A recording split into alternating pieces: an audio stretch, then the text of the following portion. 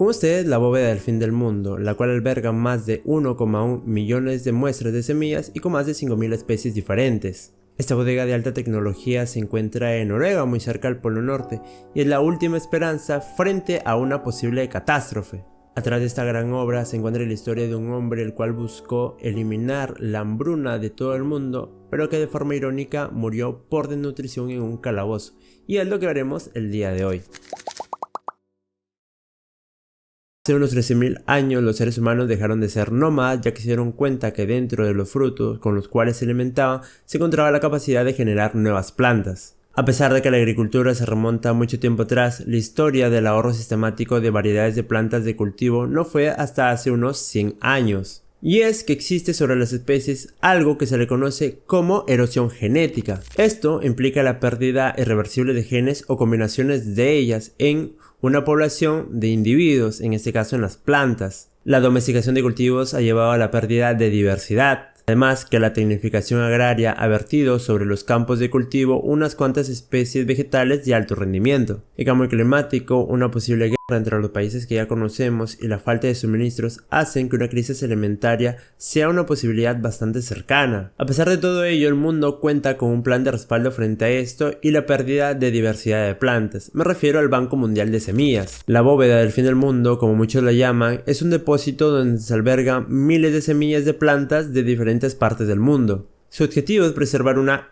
copia de seguridad de todas las semillas de cultivo del planeta. Esta bóveda alberga más de 1,1 millones de muestras de semillas y más de 5.000 especies diferentes. La bóveda fue abierta por el gobierno de Noruega en el año 2008 y se encuentra específicamente en el archipiélago de Svalbard. Esta bóveda se encuentra en una cueva excavada en una montaña a unos 150 metros de profundidad, protegida por el permafrost, la cual es una capa de suelo permanentemente congelada. Esta obra es invulnerable a la actividad volcánica, a los terremotos, a la radiación y a las crecidas de mar, y en caso de que se vaya la electricidad, esta se mantendrá refrigerada a menos 3 grados centígrados de manera natural, gracias al permafrost. La bóveda del fin del mundo cuenta con el respaldo de la Comisión de Recursos Genéticos y el Tratado Internacional sobre Recursos Fitogenéticos de la Organización de las Naciones Unidas para la Agricultura y la Alimentación. La denominación de Arca de Noé Ártico al Banco de Semillas ha sido probada en el caso del Centro Internacional para las Investigaciones Agrícolas en las Zonas Áridas, que originalmente tenía su sede en Alepo,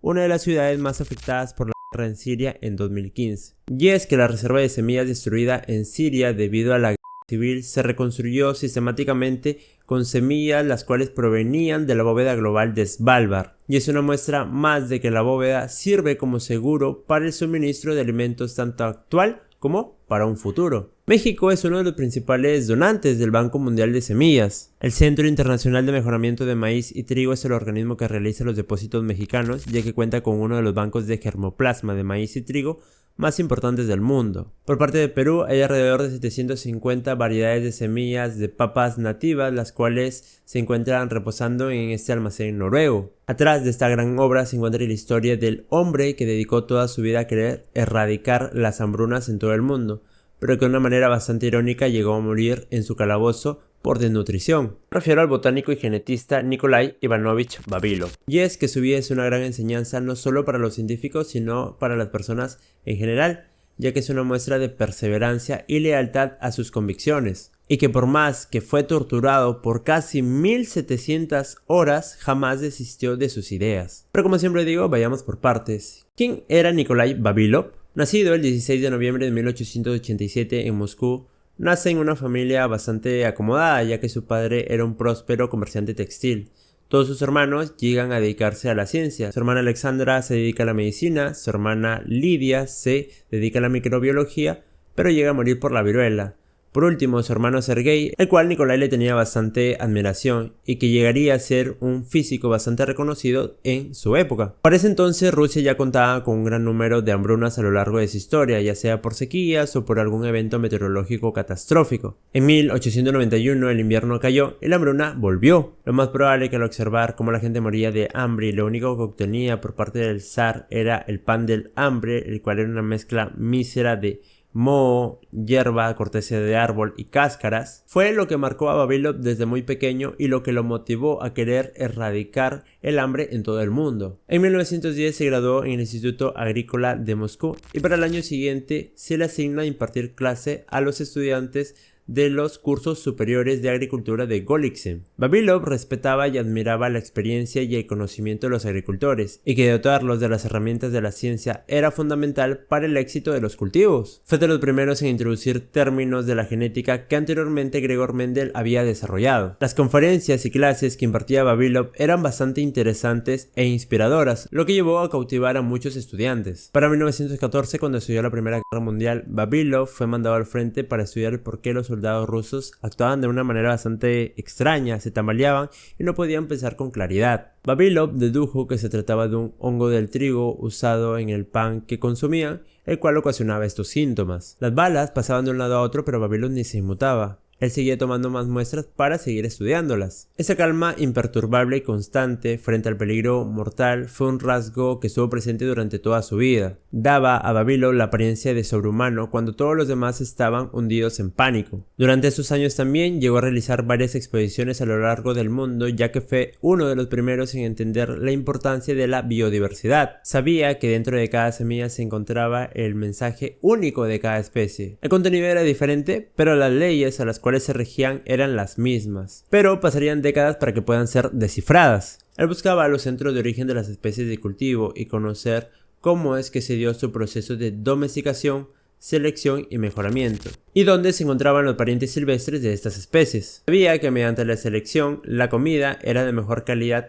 pero los cultivos se volvían menos resistentes, por lo que la única manera de devolverles sus genes perdidos era mediante sus ancestros silvestres y aprovechando su patrimonio genético. Es por ello que realizó expediciones a lo largo de todo el mundo y se adentró a lugares que ningún hombre se atrevería a ir. Lenin, que durante ese tiempo fue dirigente de la Unión Soviética, comprendió el poder económico del sueño de Vavilov y lo apoyó en sus expediciones, pensando que convertiría a la Unión Soviética en líder de la producción mundial de alimentos. El científico lanzó un programa de exploración de plantas en todos los continentes. En total organizó 115 expediciones a 64 países, entre ellos Afganistán, Irán, Taiwán, Corea, España, Argentina, Bolivia, Perú, Brasil, México y Estados Unidos. Llegó a ser director de la Oficina de Botánica Aplicada y presidente de la Academia de Lenin de Ciencias Agrícolas de la Unión Soviética, lo que puso a su disposición una gran cantidad de estaciones de experimentación. Bajo su mando tuvo unas 25.000 personas dispersas en toda la Unión Soviética. Sin mapa ni carreteras, fue el primer europeo de la época moderna que se adentró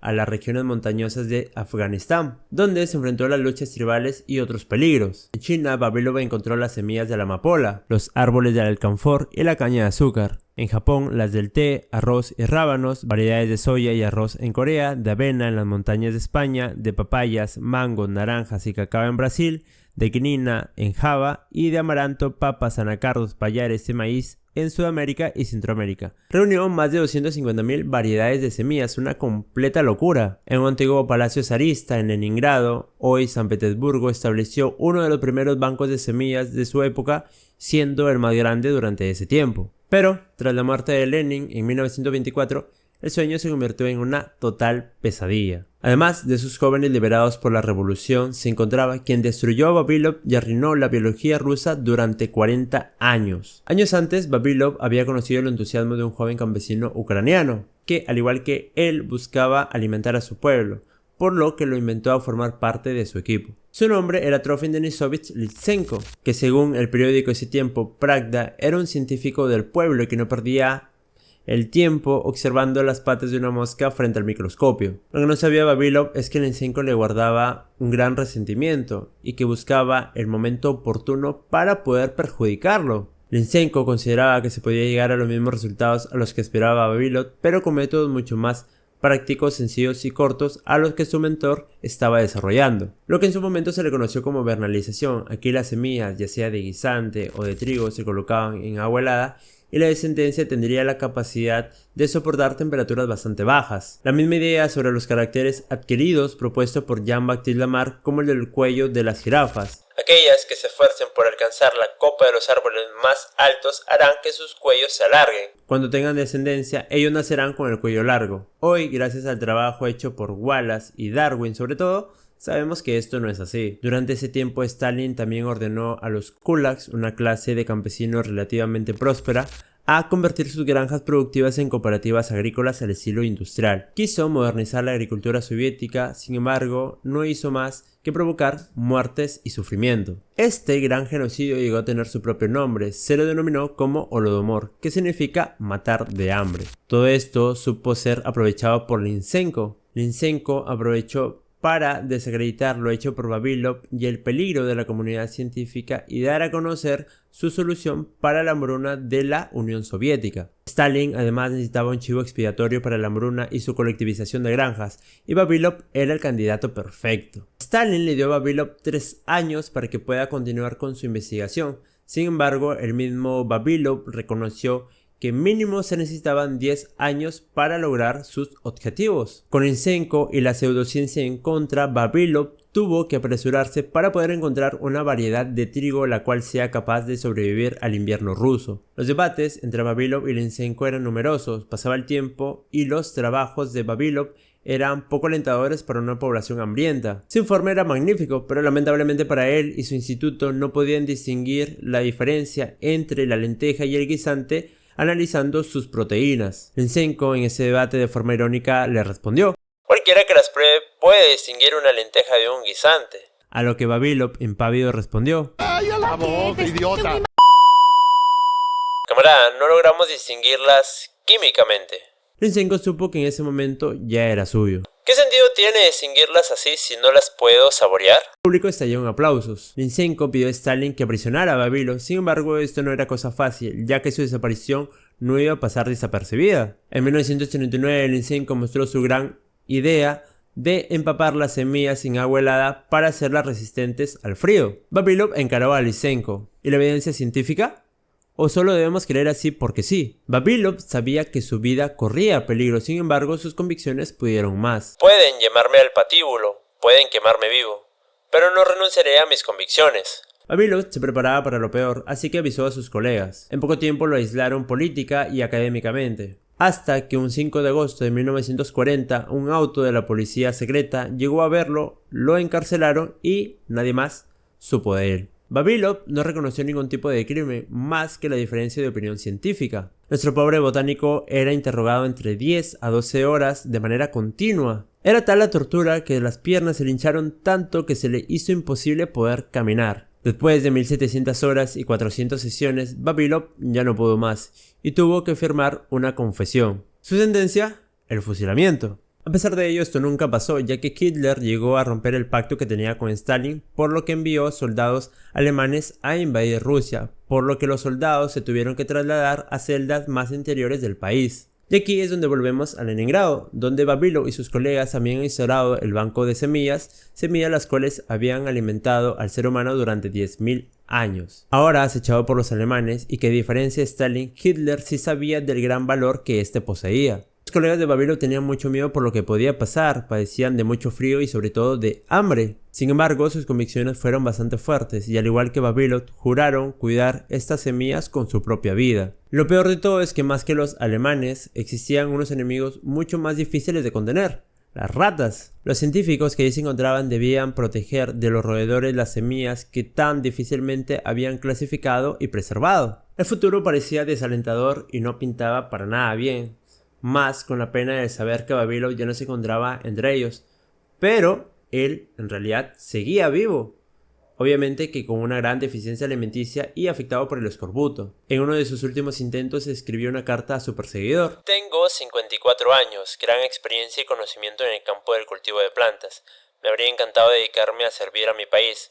Solicito y le ruego que me permita trabajar en mi especialidad, aunque sea en el nivel más bajo". A pesar de ello, no recibió respuesta alguna, y es que el destino fue cruel con aquel hombre el cual intentó alimentar al mundo y erradicar la hambruna, ya que murió intencionalmente y lentamente un 26 de enero de 1943. Los alemanes enviados para apoderarse de la colección de semillas de Vavilov fracasaron en su intento. El pan con el que los colegas de Vavilov se estaban alimentando mientras resguardaban las semillas ya se había acabado hace ya mucho tiempo. Muchos de ellos murieron y sin embargo no faltó ni un solo grano de arroz. Para esas semillas, para las generaciones futuras y ayudar al mundo a recuperarse después de la guerra fue más importante que la comodidad de una sola persona.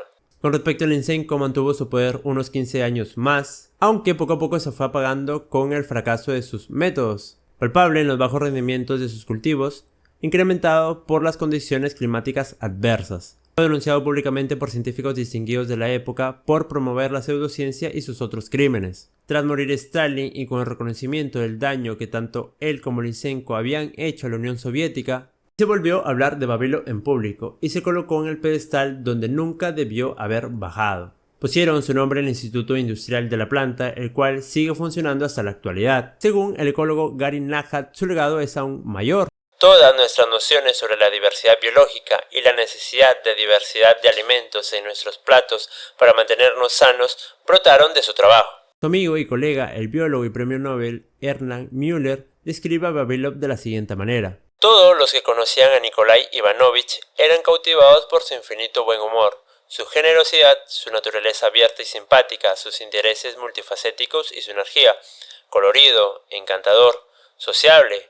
Contagiaba a otros su inspiración al duro trabajo, al logro y a la cooperación exitosa.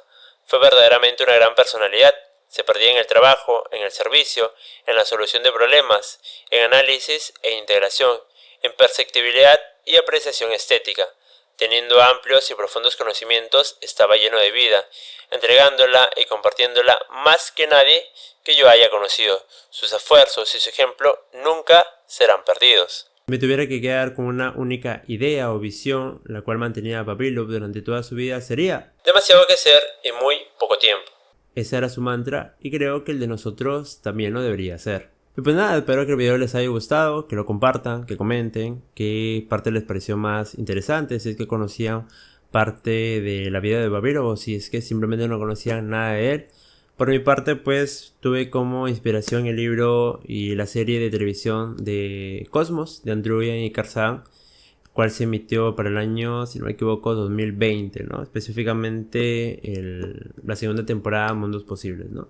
Capítulo 4 habla con respecto a la vida de Nikolai Vavilov. Bastante interesante si es que desean conocer un poquito más con respecto a la vida de este gran biólogo.